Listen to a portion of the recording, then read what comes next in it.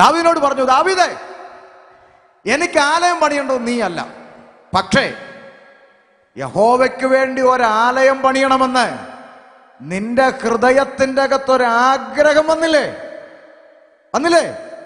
ആ ആഗ്രഹം നീ ചെയ്യൊന്നും വേണ്ട, ചെയ്യണ്ട. പക്ഷെ അങ്ങനെ ഒരു ആഗ്രഹം നിനക്കുണ്ടായില്ലേ? അതുകൊണ്ട് യഹോവ ഇപ്രകാരം അരുളി ചെയ്യുന്നു, ഞാൻ നിനക്കൊരു ഗൃഹം പണിയും. യഹോവ നിനക്കൊരു ഗൃഹം പണിയുമെന്ന് ഞാൻ നിന്നോട് അറിയിക്കുന്നു എന്ന് നാഥാൻ പ്രവാചകൻ പറഞ്ഞു. നിങ്ങളൊന്ന് ചിന്തിച്ചേ, കർത്താവിന്റെ ആലയത്തിനു വേണ്ടി എന്തെങ്കിലും ചെയ്യണമെന്ന് ചെയ്തില്ല, ചെയ്യണമെന്നൊരാഗ്രഹം മനസ്സിലുണ്ടായപ്പോ കർത്താവ് പറഞ്ഞു, നിനക്ക് ഞാൻ വീട് പണിയാൻ പോവാ. മനസ്സിലായോ? നിങ്ങൾ ചെയ്യണ്ട, പക്ഷെ ദൈവത്തിന് വേണ്ടി ചെയ്യണമെന്ന ആഗ്രഹം നിങ്ങളുടെ മനസ്സിലുണ്ടെങ്കിൽ ദൈവം നിങ്ങളുടെ സ്ഥിതി മാറ്റും.